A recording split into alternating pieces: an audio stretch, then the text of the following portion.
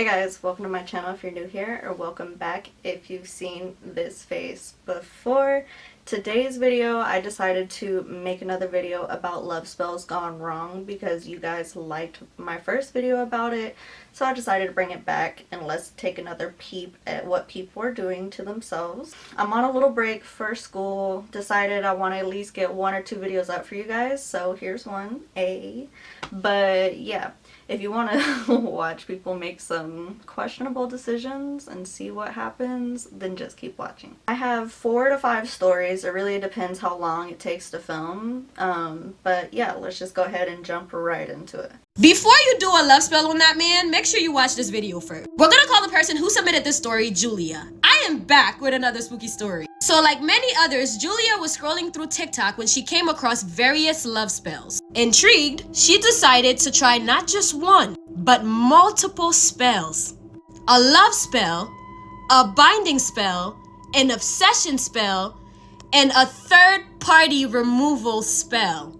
The target of these spells was a co-worker named Juan, with whom Julia worked with at a warehouse. Julia says the first love spell took effect almost immediately. She noticed a change in Juan's demeanor. His eyes seemed different, and he expressed his love for her more intensely. As their relationship deepened, he decided to move in with Julia, and Julia herself agreed. Initially, everything was perfect. However, as time passed, Juan's behavior started becoming possessive. He couldn't bear to be without Julia, insisting on constant communication even during work hours. On their separate days off, Juan would wait outside for Julia. He would wait outside the workplace for hours. And that's when she realized that the obsession spell had taken hold. The third-party removal spell also appeared effective, as he wanted to be with her exclusively, moving in shortly after. No one caught Juan's eyes but Julia. Julia says his possessiveness escalated to the point where she couldn't even move or even use the bathroom without him accompanying her. And when Julia expressed that his behavior was overwhelming, he reacted violently. He pulled out a pew-pew on her. Initially, he threatened to do it to himself, but then he flipped the pew-pew on Julia, declaring that if he couldn't have Julia, then no one else could. Terrified, Julia pleaded him to stop, assuring him that she would never leave him. He made Julia promise to never leave him, and out of fear, Julia complied. Julia says despite of the danger, she stayed, and each time she would try to leave, he would threaten her with the pew-pew, reinforcing that she too was trapped. The abuse became physical. He would not only hit her, but he would often use the pew-pew as a means of intimidation. One day, while he was out, Julia came up with an escape plan. She called her mother for help, and during the call, he had unexpectedly returned. And he became immediately suspicious of her actions. You trying to leave, ho? She managed to convince him, though, that she wasn't planning anything. And eventually, he left again. And seizing the opportunity, Julia locked all the doors and waited for her mother to come. He returned once more. But this time, all the doors were locked, so he couldn't come in. He shouted threats, accusing her of trying to leave him, and he was making sure that she knew if you are trying to leave, it ain't gonna be so easy. When her mother finally arrived, she left with her mother and never looked back. She had to move out of the apartment and relocate for safety.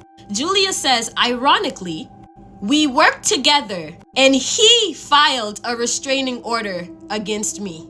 So he filed a restraining order against Julia, falsely claiming that she had threatened his life. When in reality, Julia says it was actually the opposite. She says she prayed to her ancestors, asking them to remove the spells that she had casted. Since then, she's continued practicing magic, but vowed never, ever, ever to do another love spell on another person. She says she learns that love spells rarely result in positive outcomes.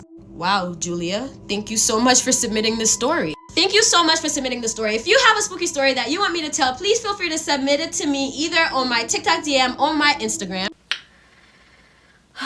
Some people just gotta learn the hard way, and she had to learn the hard way, obviously, but like, that is such a scary situation. I couldn't imagine getting, that pulled out on me all the time. Like, that's such a horrible environment to be in. So I'm glad she got away, and I'm glad she got away safe. But the first time I listened to that story, I ain't even gonna lie, I was worried about like her mom's safety. I was so scared that he was gonna like put his hands on both her and her mom. The first time I heard this shit, I was just like, oh my god, he's gonna be outside waiting. But luckily it didn't go down like that. But I was like, I was waiting for it. But yeah, like I said, I'm glad she got away safe. The next story is a 2-part series, so let's jump right in. This is a love spell story, and you guys deserve it because y'all supported my ebook so much. By the way, y'all sold it out within the first 24 hours. Before 24 hours. I could kiss you on the mouth. So this submission is from someone that actually did the love spell on someone else. Let's call him Kier. Now, Kier got this new job, and this is where he met Naomi. And in his words, Naomi was so beautiful that she made time stop. Her skin glowed like warm honey. Her laugh just made his whole day. And when he met Naomi, it was like love at first sight. Except he ends up finding out that Naomi is married. And her husband, let's call him Jordan. When he found out that Naomi was married, he was so bummed out. But he also was like, damn, like, Jordan is a lucky man. This woman is amazing. But the more they talked, they weren't that close. They didn't talk that much. But, they're coworkers, so they have conversations here and there. And he started to feel like Jordan didn't deserve Naomi. Because why doesn't she get flowers randomly at work? He doesn't call her as much as he should be. A beautiful woman like Naomi, I would worship the ground that she walks on. And to Kier, he knows that Naomi craved more attention, passion, and like love from her husband. To him, if Naomi was with him, she would never, ever feel neglected from any of those things. So a few months go by, they start working together, and things aren't getting better. His feelings are just getting stronger and stronger. At this point, he is in love. He's dreaming about her. He's thinking about her. He's even talking to his family about her. But he's not telling his family that she's married. He's just telling his family, like, I met this woman at work and I think she might be the one. So ultimately, he decides, yeah, I'm going to do a love spell on her. So he researches and he goes to somebody that can help him with that. Now, the person that he went to actually warned him. She said, hey, I'm going to do this for you because you're paying me. But you should know you shouldn't be doing this. I'm going to do it because you're paying me.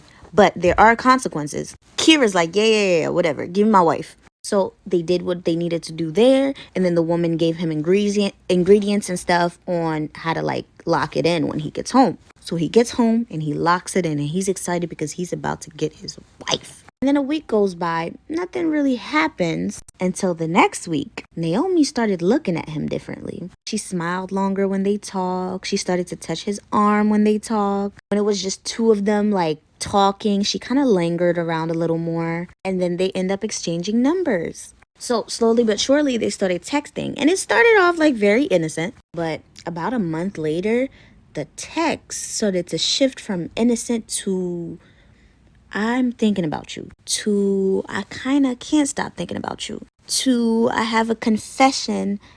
I was thinking about you while I was with my husband. So Naomi ended up confessing that while she was doing the do with her husband, she was thinking about Kier. And she says that to Kier. And after she said that, Kier is like, yeah, I got this in the bag. He's happy. He's over the moon. And so Kier slowly but surely started to tell her, yeah, like I have feelings for you too type shit. Like, and Naomi's like, now that I'm looking at you, you some fine shit. And Kira's like, you been fine shit to me, baby. Anyways, this goes on for another month. And then Naomi tells her husband that she needed space. She needed to figure things out. And soon enough, they start fighting. And now they're having real marital issues. And whenever they fight, guess who Naomi goes to cry on his shoulder?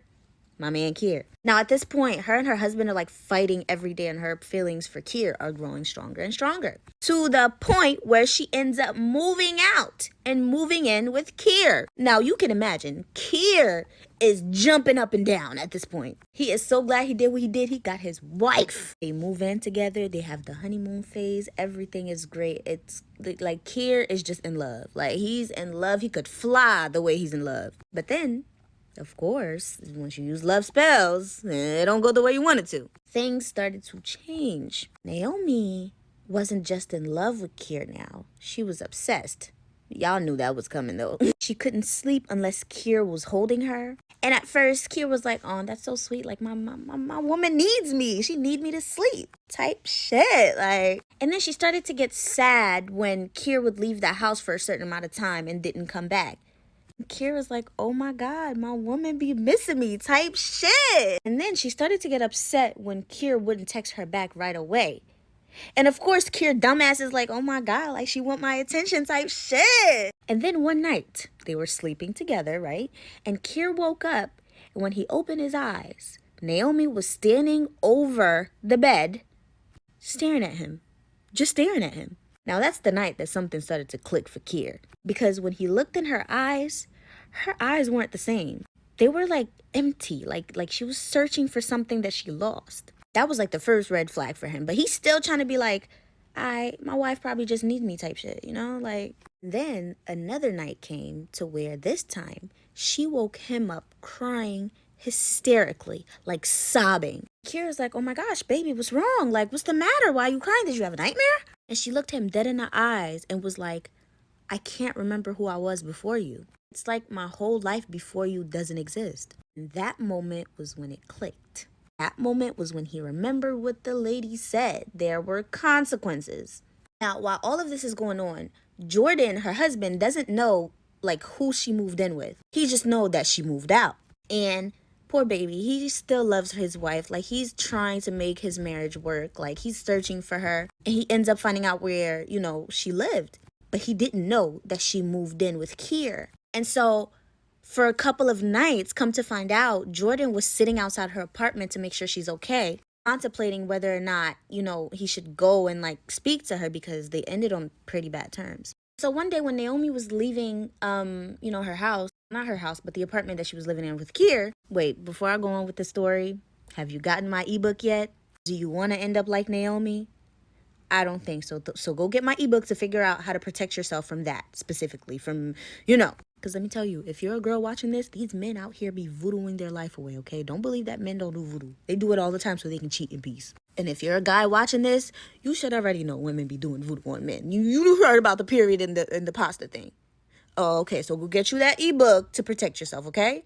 All right. Anyway, so Naomi's walking out of the apartment, and Jordan finally decides, like, let me talk to her. Like, I feel like time has passed. She's calm. I'm calm. We could have a good conversation. And so he walks up to her. He's like, hey, Nene. When he looked at her, he instantly knew. He's like, in his head, he's like, that is not my wife. I don't know who that woman is, but that's not my wife. She got skinnier. She looks lost. Like, her hair, like, she just doesn't look the same. She looks miserable. For a quick second, he can tell that she misses him, but then it just went away. And so they talked, and Naomi ended up crying to Jordan, saying the same things that she said to Kier that night. Jordan's is like, baby, please just come home. Come home. We can fix this. And Naomi's crying, and she's like, I kind of want to come home, but I can't. I don't know why, but I can't. And so they have the conversation.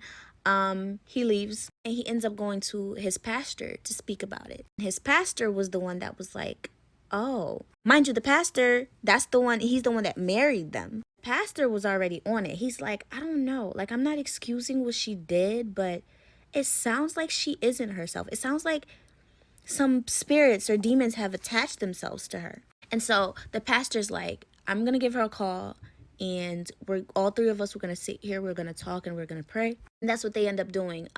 They end up, the pastor called Naomi, called Jordan, and they got together. They prayed. They did this for about once a week for the next month. And Naomi was actually getting better, and the relationship between the two of them got better. The pastor ended up having to do a deliverance for Naomi. Eventually, Naomi moved out of Kier's house, and she went back to her husband. It took a lot, but they did end up, getting their marriage to work. But I should tell y'all, Kier wasn't happy about it. Although he knew what he did, he's very much convinced that he could have made it work. Now, clearly, some screws up there ain't very right for Kier. He knows what he did was wrong and that it was backfiring. However, he's like, they could have gotten through that. How can she just give up on him like that? My dude, she was married. Yeah, that's the end of the story. It's a happy ending. It could have gotten worse, you know. Naomi could have hurt herself, hurt Kira, hurt Jordan, but you know, once the pastor came in, everything ended up working out. So yeah, that's the end of the story. I did drop a new podcast episode, so make sure you go on my YouTube channel and watch that. I am so glad her husband did not give up on her and they fought for that relationship. Like she said, that was a great ending, and I forgot the name she said for him, but that dude straight up tripping for trying to think that he could have made that shit work when she was literally a shell of who she was. Like, be so for real. Okay, so this next story is 3 videos long. It's going to be somewhat of a longer story. So this one is pretty crazy and messed up, and buckle up for this one because oh my god. Let's just get right into this mess. Hey cousins. Okay, let's get into it. Imagine you have a sister-in-law and y'all are building this best bond, best relationship, but whole time she's the reason behind to why you can't have no kids. Of course, I'm back with another story time. This story has been submitted by Nadia, and she's from Haiti. Nadia meets this guy named Brian, and it's kind of like love at first sight. Everything is being checked off on both of their boxes. They feel like they're each other's soulmate. They're dating for a while, so they end up introducing each other to their sides of the family. Now, all the sides of the family gets along. His mom, his dad, her dad, siblings, everyone gets along. So eventually, Brian ended up popping a question to Nadia, asking her, could she marry him? So they get engaged, they get married, and time goes by. They eventually want to have kids and start a family of their own because Brian doesn't have any kids. So they're trying, and they just could not have kids for some reason. Now, the sister is also pressuring Nadia to have kids because she doesn't have any kids from that particular sibling. So she wants nieces and or nephews from Brian. The sister-in-law is always asking when they're going to have kids. And what does make Nadia feel some type of way and does hurt her feelings and put her in a sad state, because it's like she's trying over and over, and for some reason she just cannot get pregnant. Years go by and Nadia still cannot get pregnant. Now the sister is starting to throw like little jabs and little smart comments at Nadia way, but also still trying to support her during this time. So it's kind of throwing Nadia emotions off, and she's getting really confused. For example, she went to his parents' house because they was having a little get together and everyone was just socially drinking. So one of the guests there made a comment and was like, okay, y'all, I have to call my babysitter to check up on my kids. The sister-in-law made a comment to Nadia and was like, oh, why don't you call your kids? Oh, no, wait, I'm just joking. That really took Nadia back, and it really did hurt her feelings. Although the sister just kept claiming it was a joke, she didn't mean it. She just kind of laughed it off. So Nadia is having a conversation with one of her friends and kind of breaking down to her, letting her know like, hey, I can't have kids. I don't know what's going on with my body. Although these doctors that we've been going to says there's nothing wrong. I'm able to conceive. But for some reason, this is just not happening. So the friend suggested that she knows someone that Nadia can talk to. They're trying to figure out like what's really going on. Nadia feels like she's exhausted all of her options at this point. So taking the advice from her friend and going to go see whoever her friend is talking about, she was down with it. So Nadia and a friend arrives at this person's house. So the person ended up doing like a cleansing on Nadia and ended up doing like a spiritual ritual on her to see what was going on with her body. So the person ended up stopping and saying like, something isn't right here. So Nadia's like, okay, what's going on? Like, what's the reason to why I cannot have kids? He tells Nadia something is coming up with your sister-in-law and it's really, really dark. So he started asking her a question like, hey, do your sister-in-law do magic? Does she do voodoo? Does she do hoodoo? Do you know if she practices? And Nadia's like, no, like she doesn't practice magic. She's Christian. She goes to church. She would never mess with any of that stuff. So he's like, that doesn't mean anything. He said, your jaw would drop once you find out how many Christians out here practices witchcraft. As he's continuing the ritual, he's telling Nadia like, yeah, your sister-in-law is definitely doing black magic on you. Nadia is being really naive because she just could not fathom that her sister-in-law is really doing something to her, really practicing magic on her. She is not believing it. She's just like, no, she would never do that to me. This is not happening. This is where it takes a turn. He said, when you go home, you have a gray lion statue in your yard. I need you to lift it up and dig underneath it. He's like, that's where she buried the spell. And she's just like, no, no, no, she would never do that. She's just still not believing this man. As she gets home, her curiosity is getting the best of her. So she goes under that lining and she digs and she digs and she finds a jar with her picture in it and a black yarn wrapped around it and some herbs and other things in this jar. Again, be mindful of the comments you put because Nadia will be watching. Again, if you have any type of stories you want to send to me, you can DM them to me or you can send it to the email that's in my bio. What's up, cousins? This is part 2 of Nadia's story about how her sister-in-law did black magic on her. Now, normally, I do not inbox these people that submit their stories for an updated version or for what happened next, but y'all are blowing me up in these comments and y'all are blowing me up in my DMs. So I did reach out to her and she did provide what happened next. Let's talk about it. So after Nadia dug up under that statue and she found that jar with her picture in it, a black rope wrapped around it with some herbs and some other stuff in it, it really took her back and it really made her scared because she is not into like the magic and the supernatural world and all those things. So she really couldn't believe that her sister-in-law did this to her. So the same friend that went with her while she went and got the reading, she ended up calling that friend and letting that friend know what she just found under the statue. So at this point, as she's telling her friend, you know, what she just found, how she's feeling, Nadia want to go put hands on her sister-in-law. But the friend is telling her, you can't do that. This is not the way to move because since this sister-in-law knows what she's doing with whatever she's doing, magic, hoodoo, voodoo, witchcraft, whatever she's practicing, she know what she's doing. So you don't want to go over there and put hands on her and then she does something else to make this worse. The friend suggested for them to go back to see the person she originally took her to and get some advice on what to do next. So Nadia books an appointment with the same guy. So the day comes, they end up going to their appointment, and then she ends up telling him, like, you know, you was right.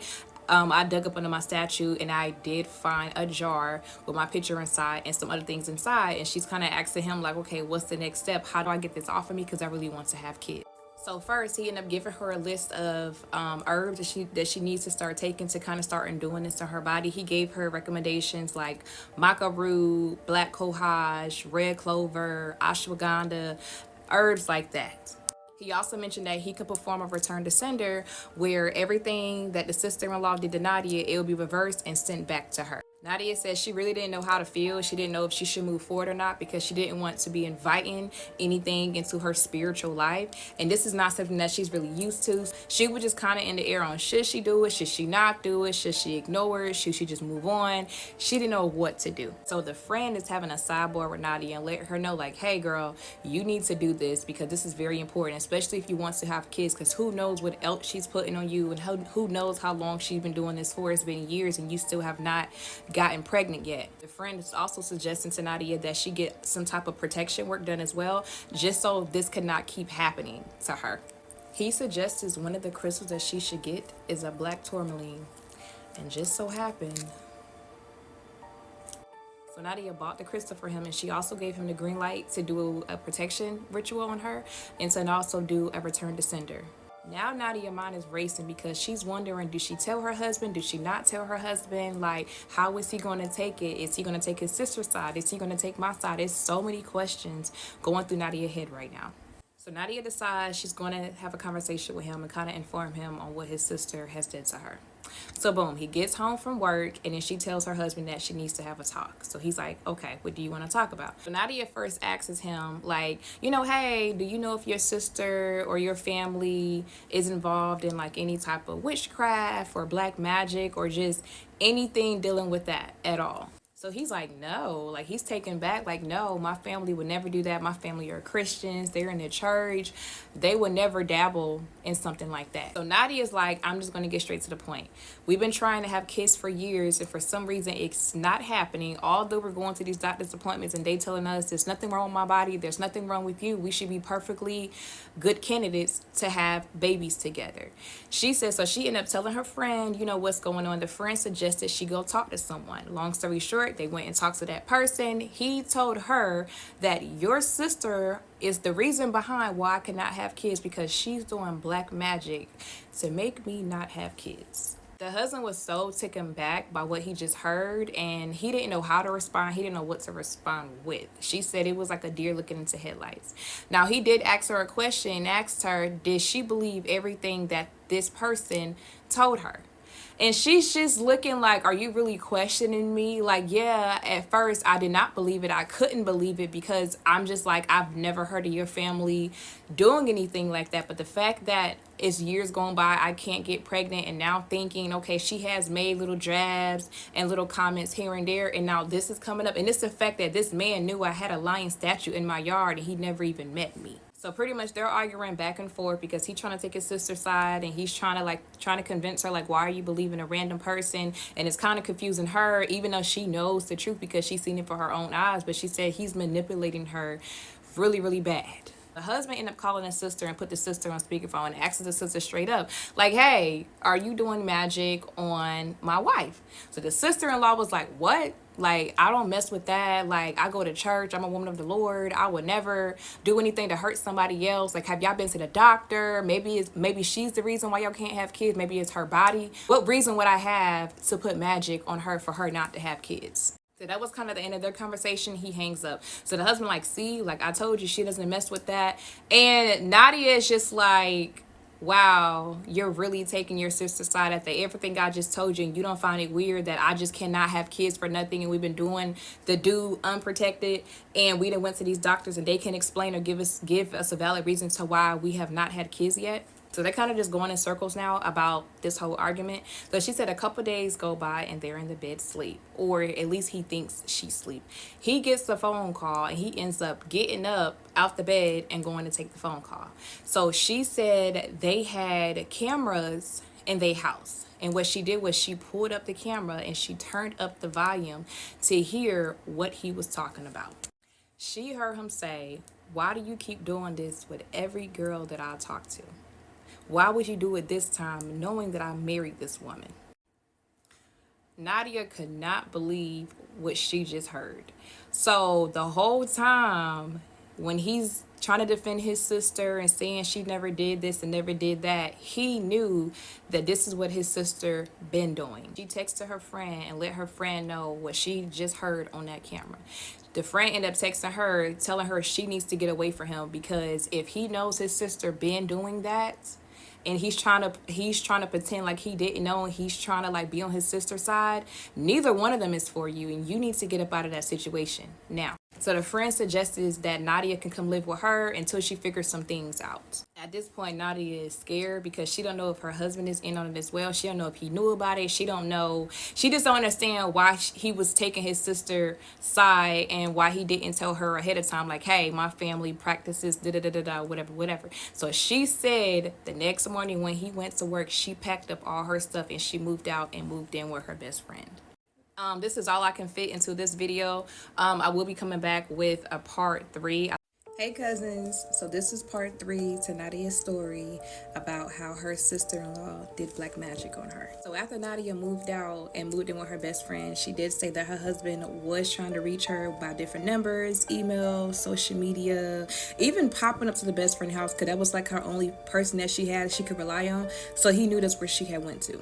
He would sit outside the best friend house until Nadia had to come out and like go somewhere, and he would try to follow her to try to have a conversation with her. Nadia ends up running into him at a store. Now she do feel like he followed her there because she don't think it was just a coincidence that they're both in the same store at the same time. He's like chasing her around, following her around, asking her like, why isn't she talking to him? Why does she block him?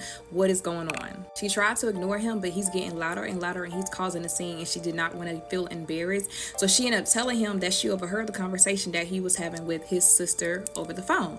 So he's telling her like it wasn't nothing like that, like we wasn't even talking about you, it was a whole different situation. She's like, whatever. She got her stuff and she left the store. Now he did try to follow her to her car, and she did say she would scream and call the police if he didn't leave her alone. She leaves the store, she go back to her best friend's house, and she informs her best friend about what just happened at this store. So Nadia and her best friend is talking, and they're just kind of pondering it over, like, you know, the phone conversation that she heard, and why would his sister continue doing this to like the females that he dates, and they find like it's very weird. If that's your sister, why is she doing all of this stuff? So they ended up going down his family tree. They ended up going to one of them websites how you see like your family tree, and you can pay extra to see like the premium version. That's what they had did. So she said the website was ancestry.com, that they put in the husband information and their whole family tree came up. However, they did not see the sister name under that family tree. So they did find that very odd as why her name isn't added to the family tree at all. So they ended up searching the mom. So when they searched the mom, they found her marriage certificate and found out that she used to be married to a guy who is now deceased. Now that they got the deceased husband name, they searched the husband's name under the family tree or the ancestry and find her name under the family tree. The sister-in-law belongs to the mother deceased husband. So now they're kind of like putting the pieces together on why the sister-in-law tends to do this to every girl that he messes with, because now they know this is not his blood sister. So as they did some more digging, they found out that her mom, the sister-in-law mom, ended up passing away in a car accident, which left her with her dad only. So the dad ended up remarrying and got married to her husband's mom. Now he ended up passing away. She didn't say how he passed away, but he passed away. And being that the sister-in-law didn't have a mom or a dad, her husband mother took her in. Nadia said, looking back on certain things, back on certain comments, back on certain gestures, back on how like she would look at her husband, she do believe that the sister-in-law either liked him or was fond of him or just had like a weird obsession with him. So now it made sense to why she was doing this work on all of his girlfriends and why she was not able to have kids by him, because the sister-in-law never wanted her to get pregnant by him because of her weird ass obsession that she had with this man. Well, after finding all of that out, Nadia did not want to rekindle anything. She did not want to go to counseling, therapy. She went and filed for a divorce. Now, based off the state that she lived in, she was not automatically granted the divorce because she had to be separated for a year. So eventually, after staying with her best friend for a few months and saving up some extra money and stuff, she did end up getting her own place. Fast forward a year to go by, and then she ended up refiling for a divorce, and the husband did get served, and he ended up signing the paperwork. She said once they got to court to finalize everything, she did see the sister in the waiting area, which she found that was very weird anyway, because why is your sister with you at court waiting for you to get a divorce from me? She did not say anything to the sister nor look her way. They went into court, they was granted the divorce, and she went on about her life. A couple months after the divorce, she did meet someone else, and they had dated for 8 months. She did end up getting pregnant, and now she do have a set of twins. She has a boy and a girl, and they are 1 year old. So again, y'all, be mindful of your comments. Nadia will be watching. Again, if you have any more stories that you want to submit to me, you can DM me or you can send it to my email in the bio. That kind of betrayal is just like next level betrayal, and the fact that she was there when they were signing the divorce papers, I'm glad that she seemed to already be over that shit, but like that is just like something a little nasty probably has been a little family secret for a while now, like, cause like but I'm glad it was a happy ending for her. I'm glad she got her children and her new mans and all that, but I can't imagine. I just can't. Like that's a crazy experience. Before you do a love spell on that man, make sure you watch this video first. We're gonna call the person who submitted the story Tanya. Tanya says that she tried a love spell, but she regrets it deeply. So in 2013, Tanya met the father of her 2 youngest kids. His name was Greg. At first, everything felt perfect. He was charming, sweet. It felt real. But as time went on, things started to change. One day he went to work and Tanya started feeling sick, so she took a pregnancy test. She found out that she was pregnant. She was so happy. And she thought that telling him about her pregnancy would bring them closer together. Instead, he beat her black and blue. After that, Tanya got desperate. She so badly wanted to bring back the old version of him. So she searched online, and that's when she found the love jar spell. Tanya said that she followed the instructions exactly, down to the letter. And it worked. At first, Tanya says that he became very sweet again, loving. He did things for her that she'd never even expect. She thought maybe, just maybe, the spell just fixed everything. But something still felt off. Tanya said that the sweetness wasn't real. It didn't even feel human. But still, she stayed. And she even did it again when she found out that he was cheating. And once again, the man changed. Once again, became the perfect man. Until one day, he was cleaning up the house and he found the jars. He asked Tanya about the jars and what they were. Tanya lied and said that she didn't know. And that man snapped. At the time, Tanya was 5 months pregnant. He threw her across the room like she weighed nothing. And her unconscious. Tanya said that she made sure afterwards that the baby was okay, and she was. But him? Greg? Yeah, he wasn't okay. The man that she once loved was gone, and something else entirely had taken his place. And that's when she realized that this wasn't just abuse. It was something darker. In part 2 of this story, you will learn how the love spell turned him into something inhumane. If you want to hear how the story ended, leave a comment for part 2. Imagine doing a love spell on somebody, not once, not twice, not 3 times, but 4 times. I've said this before and I'll say it again. Please do not do a love spell on that man. And most definitely don't do it 4 times. Part 2, let's continue. So the man just isn't human anymore. So after Tanya moves in with him, she winds up getting pregnant again. But this time with her son. Baby father didn't even pretend to be surprised. As a matter of fact, he said, I knew you were pregnant. I was just trying to see how long it would take you to tell me. And then went on to tell her the exact time and place that the son was conceived. Like it was all a setup. I mean, as he said, I did it to trap you. Well, once her son was born, things got worse. Greg kicked down her bedroom door, tried to smother her with a pillow, held the babies on the floor screaming, I hate you, I hope you. Tanya waited for things to get better, but they never did. She eventually left and moved in with her mom, but Greg followed. He would sit outside her mother's house threatening that if Tanya does not come out, nobody was making it out alive. He done shot at her mama house. He even slept outside waiting for Tanya to come out. This man was outside Tanya mama house acting a goddamn fool. So much so that the mom started suspecting. Tanya's mom looked at her dead in the face and asked her, what did you do to him? And Tanya said at that moment she couldn't lie. She told her everything. And the mom says, now Tanya, you are in Memphis, Tennessee. Those types of love spells don't end well. You better clean it up before it gets worse, or nobody is getting out alive. So Tanya says she found a way to clean it to break the spell. And she started to notice a change. Like he stopped coming around, stopped calling, and he didn't even want to see the kids anymore. And honestly, at that point, Tanya was fine with that. And just when she thought everything was done, 6 years later, her son turned 6. She threw him a party. Everything felt peaceful until Greg showed up. No invite, no warning, no nothing. No one even told him about the party. As a matter of fact, she didn't even tell him when she gave birth. Because remember, she moved out while she was pregnant with the son. He just popped up and crashed it.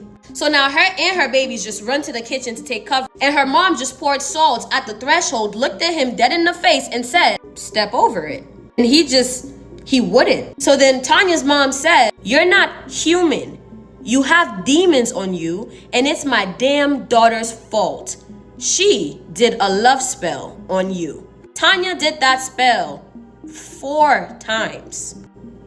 Tanya says it wasn't until she got married again that he finally disappeared for good. No more stalking, no more school visits, and no more showing up outside her house. So if anybody is thinking about doing a love spell, Tanya wants you to know, don't. Well, that was the end of that. Make sure you are following me for more spooky content. Just a mess. Just a hot ass mess. Like, I've seen multiple stories where people will put several spells or repeat the spell, and I'm just like, why?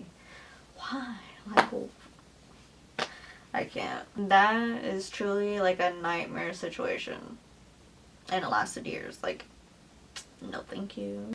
Okay, you guys, so that's all the videos I had today. Thank you so much for chilling and watching these stories with me, and I'll see you in my next video.